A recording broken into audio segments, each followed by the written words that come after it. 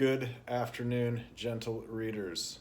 Today is April 20th, 2024. So this afternoon in Moment in Motion, what I hope to carry on was in the essay on the consideration of classical mechanics and the nature of the kinetics and kinematics with regards to these notions of the stop derivative and the walk integral and these derivations of what arrive at, for the purposes of these conversations, Newton's zeroth laws. The other day I was studying this, and it's been a while since this last recording, and one thing that really got into, and we're going to look at it some more, is this Dictionary of the History of Sciences entries on mechanics and classical mechanics. And one thing it helped advise me existed was back in the 1300s and 1400s, 100 years or two before Galileo, and 100 years before that, before Newton and Leibnitz, was the Mertonian school, and Bradwardine and Hogshead the calculator, and these folks who really had a lot going on, and especially the idea of de continuo, Latin for on continuity.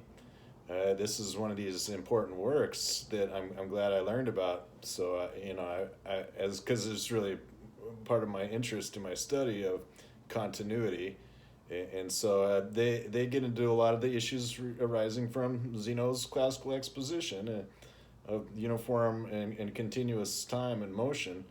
And then also they get into some of the ideas of how to equate, how to formulate the that which is the propensity and that which is the tendency, or that which is the impetus and that which is the resistance, P over R, P minus R. And these ideas being, it's like, well, should we frame it arithmetically as a difference or as of a quotient? So I was looking at that this morning a little bit, and so I just started plugging in numbers to formulas with addition formula, like the exponent. Like you take the product of two exponents and you take the sum of what their powers are, and their product is the exponent of the sum of those powers. So I was looking at log a little bit, and I was like, well, what about a value? Because I've been studying phi, the golden ratio. And one of the great things about phi is that 1 over phi equals phi minus 1. So I'm looking at, and then it's also interesting because like 1 minus phi equals like that x squared minus x equals 1 is phi minus 1. So it's really kind of funny that it just kind of oscillates and vasculates about the additive identity 0 also being the multiplicative annihilator 0 and the multiplicative identity 1, right? And so I was looking at that with regards to the addition formula for exponent. And so I just want to say, well, what is the log p over log p over r equals log p minus log over r, and the value that comes out of that is the molar gas constant, which I didn't know too much about, and then it says that according to the Clausius-Clapeyron equation, that it's one of these numbers that shows up a lot in terms of these singular points and these things. So if phi as a constant is like, well, I know pi, and I kind of know e, and I'm very familiar with root 2, and those first two being transcendental and root 2 being algebraic, and all these kinds of things. And so now also, I thought that Boltzmann's constant is basically just kind of like a physical constant, but this molar gas constant is actually kind of a mathematical constant. So that really interests me, because as much as we can get any kind of mathematical constants out of physics and replace them with symbolic formulary, then it gets down to what are the real quantities that describe what are physical constants. So it's then, of course, in this context, there's not just particle-wave duality, but also wave-particle dichotomy, and all these sorts of ideas that come up with these results for something like the path integral, what results again for the classical, this walk integral, and this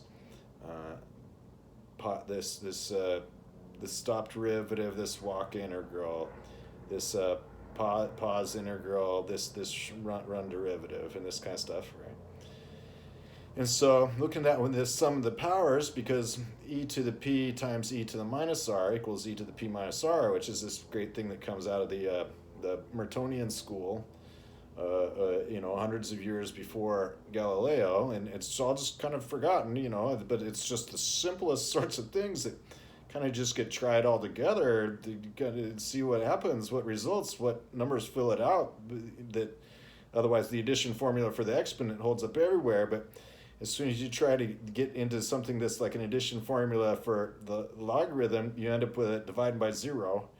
But if you just kind of avoid that a little bit, then it ends up with a molar gas constant. So that, and then there are constants about 11.5 that is this has amused me quite a bit, because what it gets into is the singular points and all these kinds of these forms we've been talking about here, which have to do with the waves are models of change in open and closed systems, right? And then here, with regards to today, what I wanted to introduce was bodies and their movements, and substance and its flows, and also the flows of bodies and the movements of substances, those helping to reflect basically individual things and bulks, aggregates, and the continuous of things. That and that waves are just kind of like the milieu for everything, because they kind of are. And then with regards to the classical mechanics, and just this, basically even just this idea of the stop derivative and the walk integral, how that's going to work out, keeping things in their dimensional analysis for this dimensional and dimensionless resonators and the alternators, these being frameworks for differential dynamics of the things and what they are, that they have these things by default. It's just to be kind of clarified what they are. That then finding these things that when it's one thing when mathematical constants start showing up, it's like, wow, the other day I was just looking for something that was a difference from it, and any other constant was its own inverse, where the operations come together. Like when we've been talking about the deconstructive accounts of arithmetic and algebra, and arithmetic is deconstructed to increment on the one side and division on the other side, instead of division is the long way around, long division, right? That it's actually two things together that make this gestalt of the things. That then just putting these very basic operations together and then finding where they meet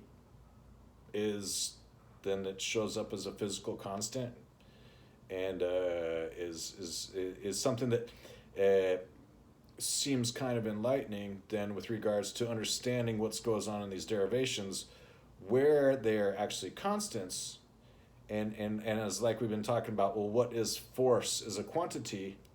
Force is a function in time with its implicits. It's always implicitly in time. It's abstract this way in its field, but in that constant is change, and geometry is motion, in those moments in motion. That this is just another one of these trails into its own surrounds and back again, that makes for more of what goes into then what will be ways to frame these differential systems and integral systems, which result these sorts of analytic and closed forms, and the infinite expressions, particularly, that have both initial segments that are any good for the usual law of large numbers, and especially the non-standard infinite expressions that don't meet usual convergence criteria that yet do converge, or the other laws of large numbers.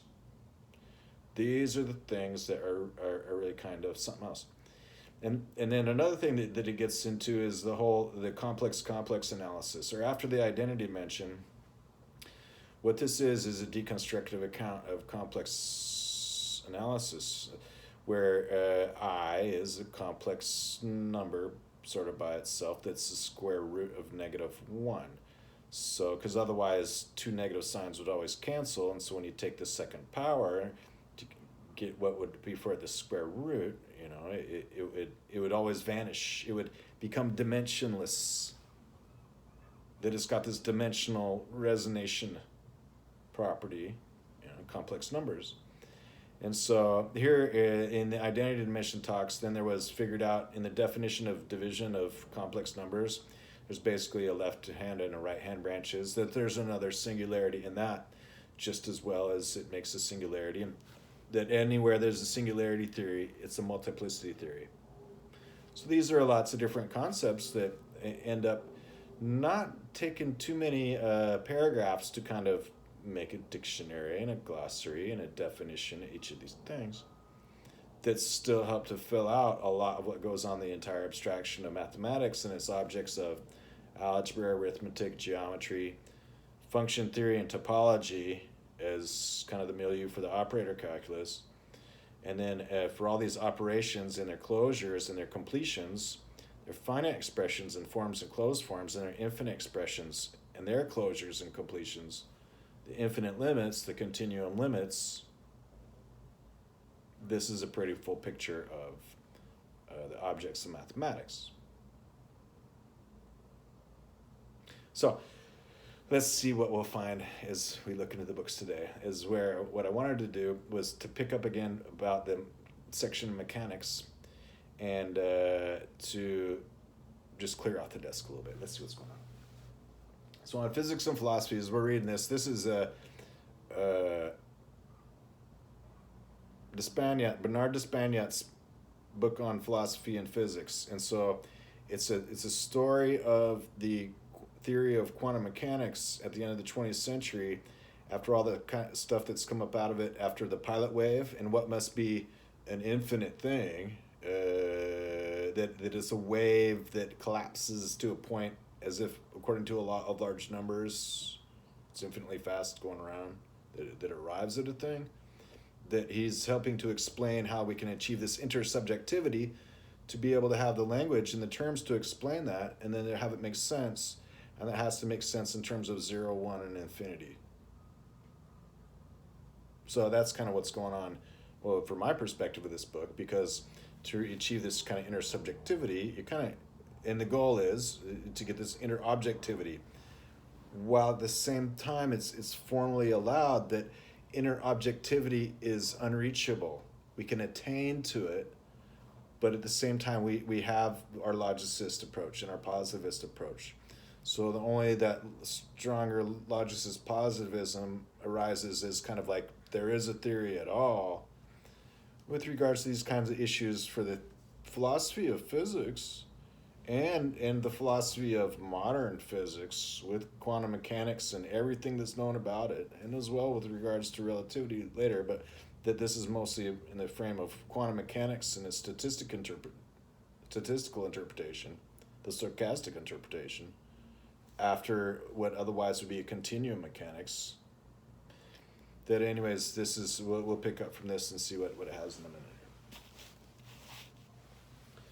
Number theory. This was a book from way back with leaf through a little bit, and I'll be looking at this a little bit more because this gets into congruences and sums and products and infinite sums and infinite products, ratios and quotients, where they meet, where their modularities make their modular forms. Congruence is the name of the game in number theory a lot of time. Residues.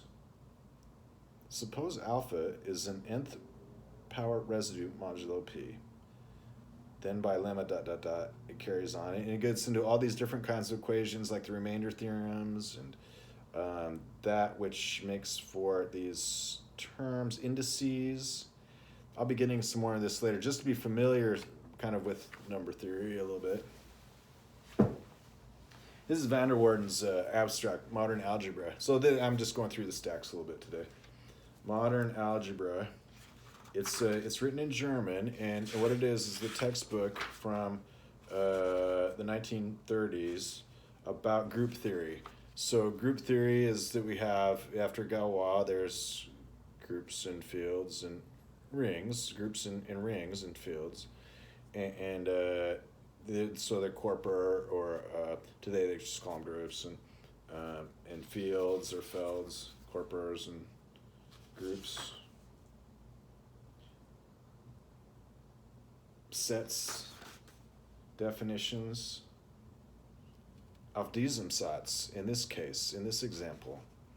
The Ansatz is just like, it's the same thing as when we say in a Gedanke is a thought experiment. It means kind of of thanks or something, but it means a thought experiment. And it's, Ansatz is just a setup, a problem. The setup, the system of equations, the system. It's got some good begriffs in it. It's mostly a textbook.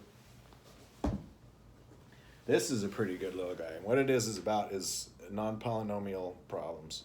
So some problems will take time according to given order of a power in terms. And so the polynomial time means on the order of the nth power or something like that. And so non-polynomial times basically usually means exponential time. But that's kind of the usual next higher class of things that take that much thing on the order of n or whatever. So, but anyways, what this book gets into is a lot of the ways that you can examine for the easy ones. That is like, well, yeah, in the general case, it's not solvable in polynomial time, but for many or most or a very large class, we can solve them and get an approximation for these things in polynomial time. So when you get into the p equals np, it's like, well, in the limit p equals np, but for some problems. Again, about these infinite expressions, their completions, their closures, the limits, and then the continuum limits, and what arrives at the spaces, doubling spaces. This book is about the circle particularly. And so one thing that this gets into, and I enjoy reading this, here's epicycles, like circles in circles. When it has like a wheel and the rolling wheel and the axle, and it's like, well, the outside traveled all the way around this way, and it's kind of got this gain as it rolls forward. This was addressed the other day in one of these talks, is like, well, what about the sidereal? It's like, well, as something orbits something else, the other thing is actually moving, so it kind of has to keep up and go around, so it kind of goes around and it completes the epicycles of its orbit. These are things that go on. The spirograph was one of the great tools we had in our exposure to the methods of design and art when we were youth, and given some paper and some pencils and some spirographs and their frames and stuff like that, there was much being made of like what looks like a regulus or any kind of thing that's made out of these patterns of lines and curves with these sinusoidal curves that arrive at all these different shapes that emerge. Another good way to show how that these methods of approximation attain to these forms in terms of when you make a spirograph and it ends up making a square in the middle, or it makes a circle in the middle of a triangle, or otherwise how it ends up making these inscribed and exascribed or circumscribed patterns that people should have had according to just these various shapes that rotate around each other. They're epicycles. So anyways, so this has got a bunch of stuff. It's getting into Fourier integrals. Here we've had a really long talk about the Fourier-style analysis. Waves, plane, circular, spherical waves, space-like, the time-like, and the light-like, relativity and reality, matter waves and the uncertainty principle, structures. Here we had the talk the other day about the viscoelastic. It's kind of like, these are opposite things, and this is how they go together. And this, then there's a bit of, he talks about the neutrino and theoretical particles that are super classical in terms of classical formulas. For example, force equals mass times acceleration, a function of time. Feynman's lectures on physics. This is Willard Van Orman Quine's, or Van. I learned he was commonly called. set theory. And so what he does is he helps illustrate a derivation of set theory. And one thing it's kind of unintuitive about it is that while it's all very formal and comes up with terms and from terms that are defined in terms of relations and predicates. So in a theory, everything's kind of abstractly just relations of relation. It's relations of relations of relation, or same and different. One of these things is or is not like the other. Identity, tautology, and equality, the intentional and extensional. These are these ways to things relate. And in the first class, in the logically, in the abstract. And then any concrete thing is a model of an abstract thing, and any abstract thing models some concrete thing. Model theory. So proof theory and model theory end up being the same, except proof theory is just kind of in a language of words and definitions and stipulations in a system, and model theory is the same sort of thing, and then you apply it one way to the other. So model theory and proof theory are about kind of the same. So in Quine's set theory, he develops the axioms and the definitions of a set theory, and then arrives at a definition of equality, because you can't really, in one of these theories without universal quantification, it's well-founded in a regular kind of sense. So what that means is that you can't just say, what about the set X of all elements, the universe of all elements in the set? It's like, well, that would get into quantifier ambiguity or impredicativity, that we can't really make the predicative out of it and make a predicate that generally applies, or that when we apply quantifiers to it, and it's like it's not really clear that one or the other makes it clear and easy. So this is not any much different than the usual course of, say, Zermelo-Fraenkel set theory, or after Russell's kind of set theory. It's not so much different at all from Frege's set theory, though what ended up happening was that Frege got submarined by Russell with Russell's paradox, and so both this and Russell's approach just get that out of the way first, and then just kind of exclude the other way the idea of, it's like, well, what about when equality is just first class? And so when you say for any set X, you mean that there is one of those, and it's the universe of the sets. Then we get into this whole second class of theories, and he gets into that. He defines what we call them proper classes, but Quine calls them ultimate classes near the end of this book. So he develops a set theory, and then it's an ordinary, regular, well-founded set theory. And then he does things a little bit differently about the real numbers and rational numbers. He just kind of inverses the order in which he introduces them. And then he makes, these forms that result kind of this Quine's version of the set theory. Then he gets in what's called Quine's atom. So then he introduces kind of like, well, for a distinction of an element, when we kind of, things are defined by their elements, we have an atom. And then for classes, so he calls them ultimate classes. And so what's a class in a set theory or a set in a class theory?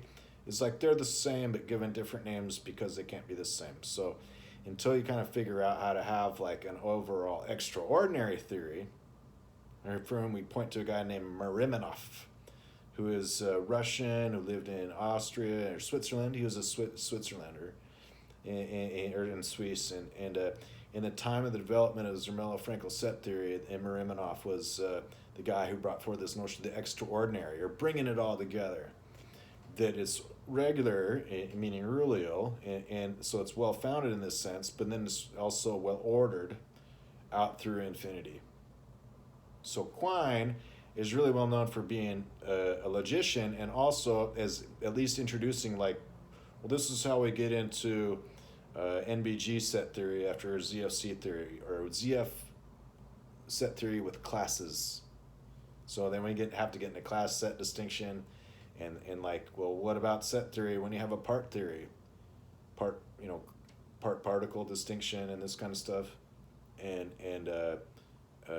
these are the things that get involved for making the overall theory, that our regular set theory is just a fragment. There's no standard model of it. It's just a fragment or an extension. Similarly for numbers, it is that way. And then also for the theory writ large, it's sort of that way. So Quine's famous for atoms and the ultimate classes. This is that differential geometry. So as part of differential geometry in its discussion in the descriptive differential dynamics, was that differential geometry, in this approach at least, makes the definition as like we're restricting the definitional function, and now we have a bunch of new, out of these we can make a bunch of new closed forms because it kind of goes one way or the other. So we picked a principal branch of what was otherwise we can say as a multiplicity, and now we've got a singular theory. So according to these singular points, then we can explore the class of functions that are differentiable functions. So just like in this universe of sets, where we have propositions that are true or false, there's no third ground, tertium non datur. That is only a class of expressions for which it is so. It is not so for all expressions. Similarly, in the world of differential geometry, according to this development, there's a class of functions that are differentiable. It's just a restriction. There's a wider class of all the functions. That's why we have function theory and topology as their own kinds of things next to geometry and arithmetic and algebra, because there's definitional dynamics which result differential dynamics. So in this one, for this symmetries, submersions, and sheaves, it's like that was basically about the submersions, whereas the symmetries is another way to find these singular things and make their, for their multiplicities, to find their particulars and end up with results down the line, the linear. And then the sheaves is the idea of bringing that together from both sides, where we got the pseudo-differential, got the quasi-invariant, we got this whole idea of measure theory and the doubling spaces and doubling measure. Real mathematics, non-standard of the 20th and 21st century. Alain Badiou. So this is a philosopher, and he's kind of like, he lives up the street from d'Espagne over in Paris, France, or somewhere. And that's jocular, but what it means is that it helps reflect the culture. And so in his first manifesto, it was like the 60s and the 70s and coming out over nihilism and this and that and Derrida and then after all this stuff after Schopenhauer and all this kind of stuff. But anyways, I just picked up a book today called The Second Manifesto that's written like 20 or 30 years after that. And you know, it kind of starts off, it says, I'm a Platonist. So just kind of like Gadamer and all the you know, the philosophers of having to deal with, you know, logical positivism's thing, as we talked about here in the whole cyclic metaphysic bit, is that Badiou's kind of comes around after, and this is in his after being an event, you know, he wrote this Second Manifesto. So I was reading that the other day. This is Gonzalez Velasco's great book called Boundary Value Problems with Fourier series. So this is still kind of underway because there's a lot going on with it. Here's a picture of Joseph Louis Lagrange and a struck string. So it would get into like the dynamics and the reasoning why these waves have their mechanics. So Laplace, who's familiar with most of the stuff in the harmonics and stuff, that, well, the sum of the second partials in each of the orthogonal partials is zero. And it's like, well, how about the saddles and the humps and these kinds of things? It's like, well, don't look at it from the corner, you know. The potential theory is the harmonic theory and all the overharmonics and all this kind of stuff. Here's Laplace, and then we get into the Fourier transforms. So the transforms and stuff, and here that we were reading from Neri and all this stuff about singular integrals and these kinds of things. Convolutional setting. So this amuses me. Convolution. Convolution is important for Laplace transforms because it gives, well, kind of like this idea of that, you know, when we have these operators inverted about 0 and 1 and their algebraic properties, and whoa, there's phi, there's the molar gas constant, is in these convolutional settings, as well as like, well, just put it in a box, like this windowing and boxing that came up a lot in the descriptive differential dynamics, and then just like either side of either half of that, and then call that star, you know, call that the product, the convolution. And it's like, well, then all these different properties come in and out of it. A lot gets involved with Dirac's unit impulse function, non-standard with standard analytical character. thusly kind of a real function, but not a real function. And then anyways, it's profound, and it helps affect to reflect to relay that then these operations of the objects of mathematics, that they really just kind of carry this comportment, all naturally, and then trying to figure out all those relations and the formulas and setting up the systems helps to both provide closures in the forms and expansions of the forms, the inner and outer products as they were originally kind of discussed. So this is quite usual in an undergraduate course in mathematics. Boundary value problems with spherical symmetry, challenging stuff, not intuitive, difficult to visualize, to formalize. Convolution is mentioned again in section on distributions in Green's function. We consider the case of regular distributions, and our goal is a definition that makes the equation TF star TG equals T star F T F star G, to make an addition formula. Just like that addition law, it's got this one. This is like, well, what is it when e to the x, e to the y equals e to the x plus y? And what is it when e to the x, e to the y equals e x times y? Besides the addition formula, there's also some values that fill that in. It's like, well, yeah, as long as it's 2. 2 is a pretty special number. Its sum is its product. Its sum is its power. Its sum is like it's -1 over its root. That 2 is why the quadrature is so much so going on. And then there's a couple things to figure out with that. One is the x squared plus minus 1 bit. And that and the grind of that, and the other one is the idea of that working that up into the cubes, and the higher order is called the cube wall and the quadrature wall, and then that gets into also some of these expressions and how they go out in these higher dimensions, laws of large numbers. All one theory, all as simple as that, all just waiting to be discovered.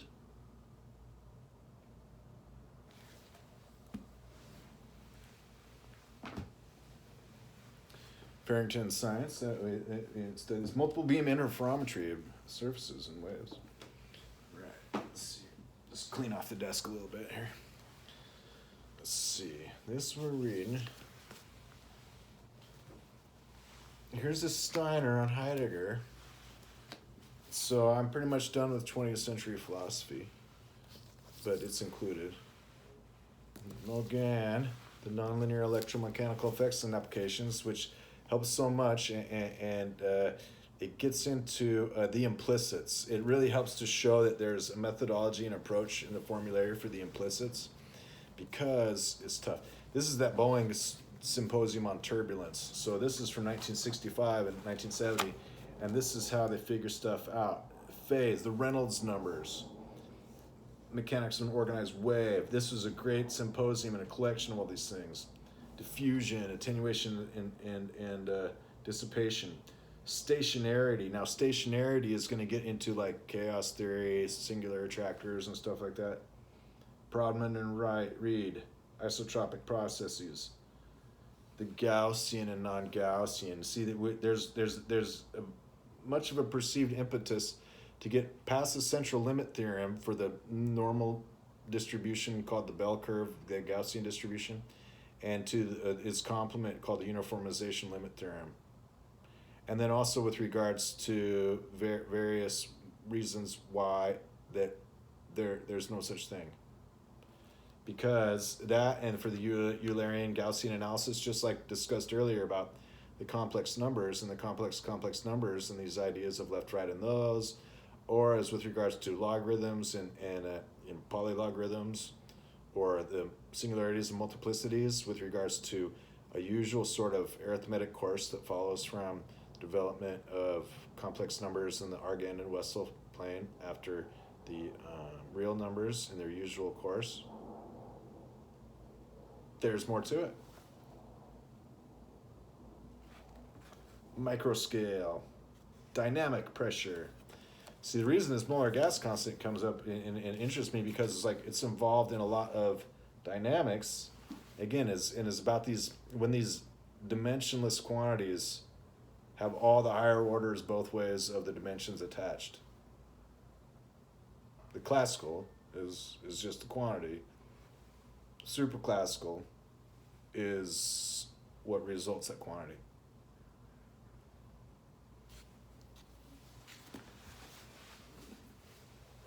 It is. I mean, by definition. Some of histories, some of potential is very simple. And this is waves and layered media. So this is, again, a very, very full book. And it goes with sonar, book on sonar, and then this book on this turbulence. Oh, and there's something about e to the x and e to the minus x. So for this, these power terms and these periodic terms, then there's also kind of like their opposites about, particularly this region's about 0, 0, and 1, and within the quadrature about how those become unlinear, which is a term introduced earlier to reflect this overall consideration. Riccati equation, Riemann surface, Airy function, Fremin, Kitting, and Maslov, the WKB method given in the work of Bahar, Wenzel, Kramers, and Brouillon. This reminds me of reading from about Hunt and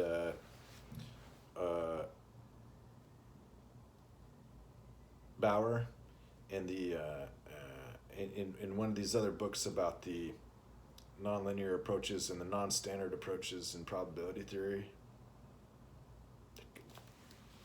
One big word soup full of people.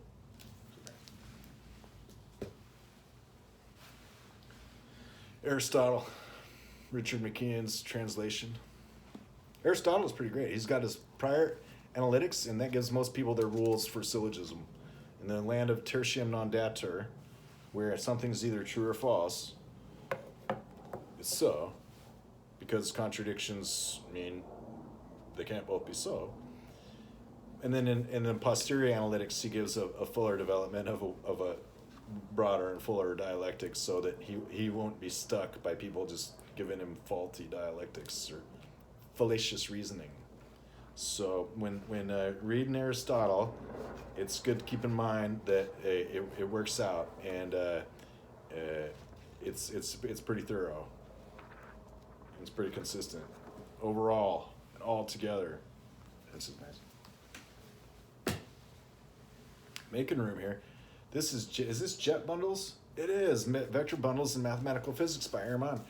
So in the general relativity, this gets into some of more of these forms that add up together, and when they do, and where and how they do, to keep it so that they add up in the fiber space. So then this in the fiber space, when you hear fibers, you can also think sheaves, and so it's topological, and it's in this setting in the general relativity, we have all these different coordinate settings, and each one is its own little well with its own little quadrature wall, and in the singular, kind of this cube wall of this gravitational singularities, which it is, and then trying to figure out what these sheaves and the cohomologies and in the topologies is about how then all those just these regions of points come together, and that the triangle rule holds up them, meanings like there is a metric, length is a thing, there is a norm, distance is a thing.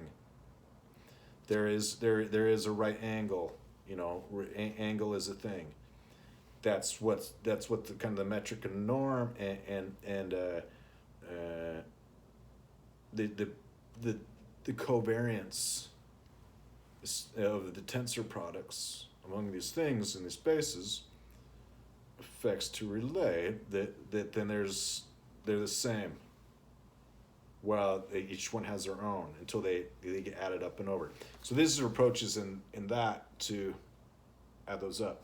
There was also a lot of reading from that Scheveningen conference, And that today is also a big part of what's going on, because the Hamiltonian came out of the classical mechanics, and it's got the whole determinantal setup of an eigensystem problem, so that you can find vectors that have these same kind of properties that come out from the vector space and linear space, which is stuff you can measure with a tape when you're there, and it just kind of is a box, and it goes in a box, comes out of the box, and the numbers are right. And then they have a Hamiltonian, then they add Hamiltonian Jacobi to kind of reflect this linear and log linear stuff. And that's a stretch a bit, but it's kind of like how things are going in terms of this central limit theorem and this log linear analysis. In today's development, they're like, well, we need to give it another parameter. It's like, well, let's just give it one, call that log linear, and then figure out the implicits of that, because some of these addition formula divide those out and these kinds of things. It's all one thing, and each of these things are kind of separate, but they all work together in all their ways.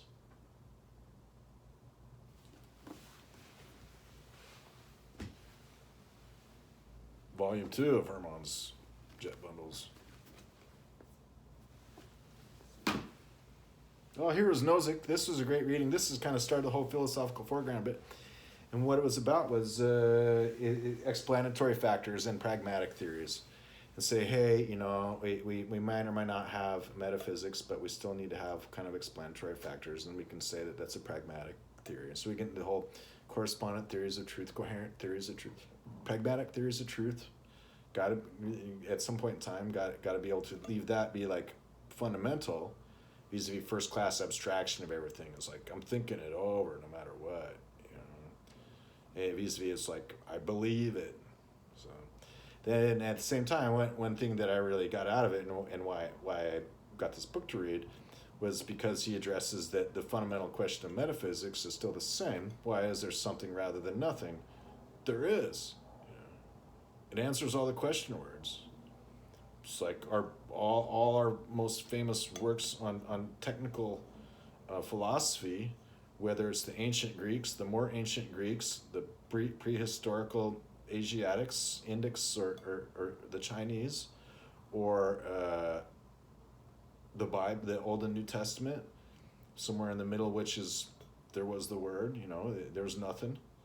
That's kind of how this philosophical foreground started, because then this minimal metaphysical bit is just to equip the object sense to say that there is an objectivity, and then we can be intersubjectivity together, and having like formalism, constructivism, intuitionism, all the good things, the desiderata and requirements of theory that this is addressed here. What is above is what is below. So you got a universe in the theory and this kind of stuff. It's dually self-infraconsistent, the dialetheic, where the aletheic is this disclosure, or like mathematics is discovered, it exists, it's Platonic in its existence. And then this dialetheic is like, and it's kind of so. Early Greek philosophy. Now, I haven't read this yet. This might be about the Eleatics, because what this has got, Early Greek philosophy, revised edition, translated, edited by Jonathan Barnes. The pre-Socratics paved the way for Plato, Aristotle, etc. Democritus, Zeno, Pythagorean, Heraclitus. So I wouldn't usually have Pythagoras in the Eleatics, but I thought he was a little bit quite later than that. We got Miletus and Herodotus, Durus and Democritus, Thales, and they're from Phoenicia. The 7 sages. So this is Thales, Parmenides, Zeno, Empedocles, Philolaus, Anaxagoras, Leucippus, Democritus, Diogenes of Apollonia. So I'll be looking at that. That's translations of what there survive. More metaphysics. Metaphysics. Heidegger on metaphysics is like, it's gone. We have one. but there is one. Logic and events. So this is more about logics and worlds. The red foliage of the ivy. All the upper bounds of B. Using the terminology situational fragment. Transcendental T. Tensive synthesis. Definition and properties of the dependence of one transcendental on another. The existential quantifier. Existence. See, these are great things, and the idea is to put them together. Persian heavy infantry using Darius's reinforcement of the maneuvering capacity of his chariots against him. It is in this sense that every military strategy exploits the differential intensities of the battle world. Not too sure about that. Logico. Ontology and logic, the double determination of a world, ontology and logic. See, he's arriving at that the logical terms are purely logical, and so they kind of have to exist. It's metaphysical. And then the ontology is what we hope that it attains to and that it achieves is a strong metonymy, where all the names are the things. The metal numbers and the concrete numbers are the concrete things, and the plastic and the metal, using those terms to reflect their usual meaning as physical substances, but at the same time, as with regards to their nature, their being. Each mind is, as it were, a world apart, sufficient unto itself, independent of all other created things, including the infinite, expressing the universe. It is as lasting, as subsistent, and as absolute as the very universe of created things itself. So this would be Leibnitz, he said. He's talking about the monad. Two formulas give us the measure of Leibniz's project. So yeah, the Leibniz's monadology is not very long. It's kind of like Wittgenstein's Philosophicus, Tractatus Logico Philosophicus, is kind of like an echo of Leibniz's monadology. And so monadology is like this is our technical logical underpinning. And so when I first read it, first of all, I saw that and it was just a bunch of quoted stanzas, and I'm like, well, this is profound. It's true. What's going on with this? And it's like, this is Leibniz's monadology. I'm like, oh, you mean the guy who also discovered calculus? And it's like, well, yeah, that's the integral bar and the differential are. That's just the way he wrote it, and it's the same since then. So anyways, he was also a philosopher of some great import. Descartes and Leibniz. So here's this Frege, and we had this great begriff of the concept script. That's just kind of one of those things that is a program. It's a system and a setup in a particular kind of formal language that has then what we have all the things today they call logics, which are just inference systems based on rules of inference, and these kinds of things are quite as after that. Whereas that's just kind of a richer development in this kind of idea. The concept script is a quite full-featured graphical and diagrammatic way to write things, and then to just kind of mechanically, connect them and cross them and make the strokes, and then it results. Then what's left is connected in a thing, and so. But the whole notion of symbology comes up after Boole and De Morgan and the abstract logic, after Leibniz, after geometry, which of course follows even further back to the great golden age of Islamic science and mathematics, and back further than that.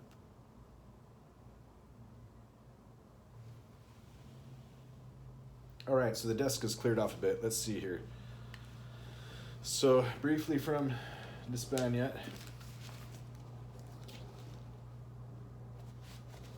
Bell's calculation, contextuality.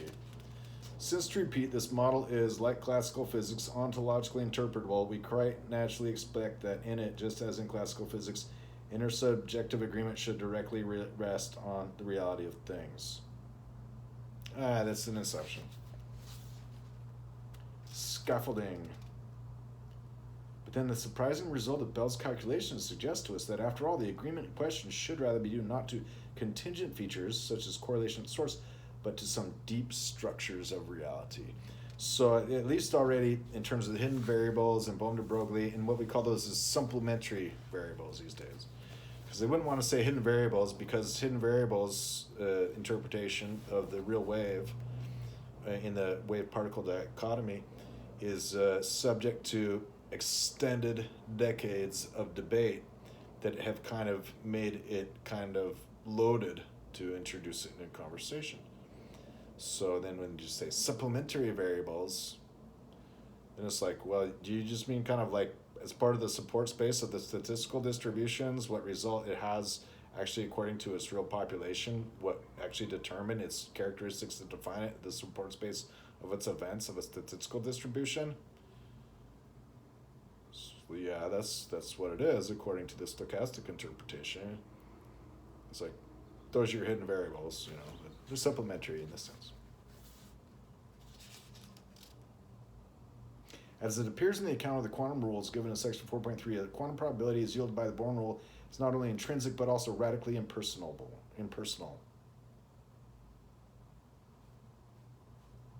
Well, yeah, it's subjective, objective, and so our subjective account of it is only our shared objective account of it.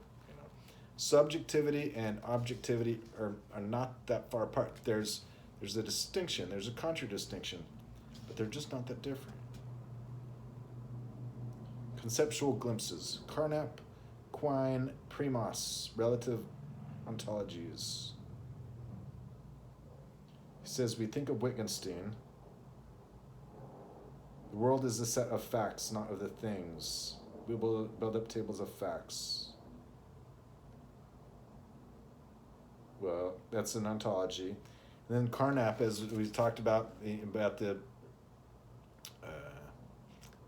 Vienna School and the Berlin School and the logical positivism and what became of the classical quasi-modal logic of the 20th century, and these days, and then the rejection of the withdrawal from a fuller logic and a fuller picture, and the land beyond tertium non datur. These are the things. So yeah, whereas we've been talking about here a little bit about the difference between ontology and the strong autonomy or the teleology, as for epistemology, which is like what is our meaning and belief in the things, in the middle, it's at the end of the ontology, and it's kind of like just the surface of the metaphysics, and that's all it can really be, because it's standard completion, non-standard limit of the things, is that it's the same in the philosophy of physics and in the philosophy technically today. It is the way of the things.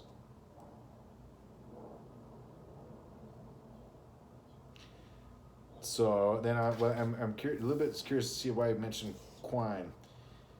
Not all physicists, far from it, take the trouble of going thoroughly into the resulting philosophical problems, but some of them do. In particular, this is the case with the physico-chemist Hans Primas. Now, it's first I heard of this guy.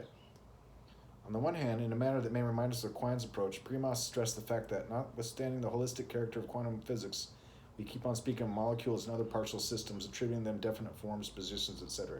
So this is the conceit of particles as they exist, about the substance in the bodies.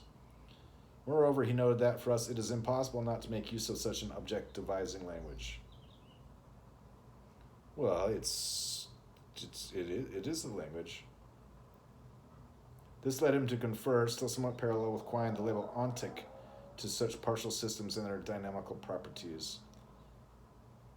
But on the other hand, and this is the gist of his analysis, he also stressed that the said systems and their dynamical properties are merely intersubjective. They depend, he wrote, on the abstractions we make, but, quote, whoever makes the same abstractions ends up with the same phenomena, unquote.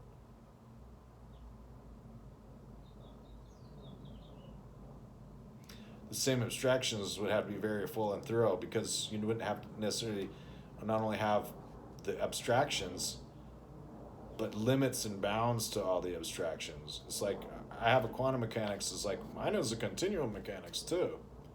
So I got the same abstraction, but you're missing the rest of the abstraction, if I might ask somebody that. And they're like, well, that's not intersubjective. It's like, no, this is intersubjective.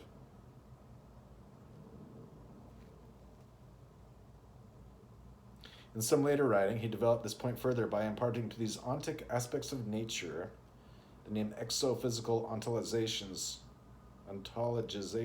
or equivalently contextual ontologies. In his views, this notion is opposed on the one hand to that of simple statistical interpretations, bearing on observational predictions, on the other hand to that of endophysics, a conjectural description of reality per se. So endophysics here is sort of Primas's minimalist, sufficient metaphysics. Mechanics. Moment in motion today. We'll look for a minute or two at this entry on mechanics. Two complementary approaches to the theory of the equilibrium, statics, and motion dynamics. So here's kind of like framed as moment in motion of gross bodies descended from antiquity. Got the lever and floating bodies. Quantitative results are achieved by severe abstraction from the behavior of real bodies. So this severe abstraction is just kind of the classical forms that result in the limit in the middle, and at an instant the values, kind of like as we've been talking about these infinitely many higher orders of acceleration, or the notion that there is no first movement except through all the higher orders of acceleration.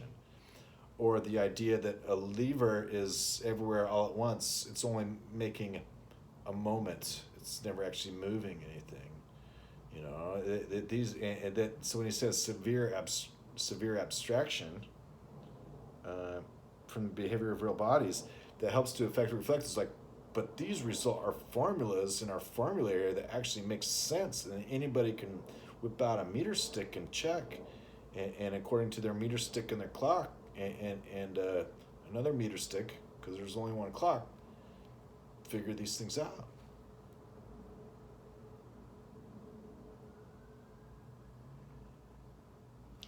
The foundations of statics and hydrostatics were thus established.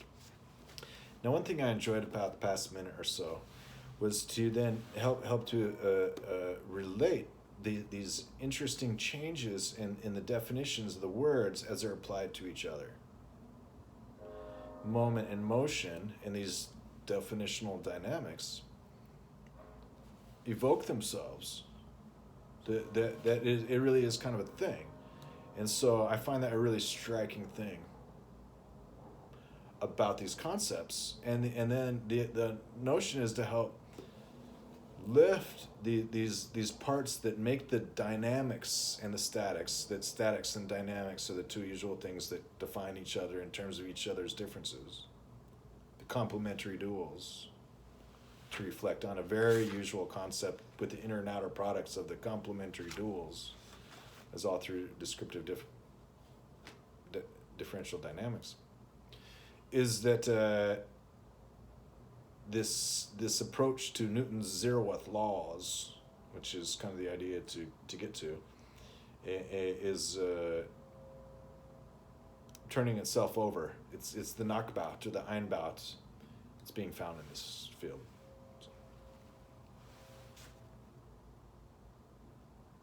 Well, that's the first two sentences of the entry on mechanics, so hopefully we'll get to a little bit more later. I shall so hope you have a great day, and that, the sun's out about enough to get the executive desk globe spinning around by solar energy, so summer is on its way. And so hope you have a great day, and toodaloo.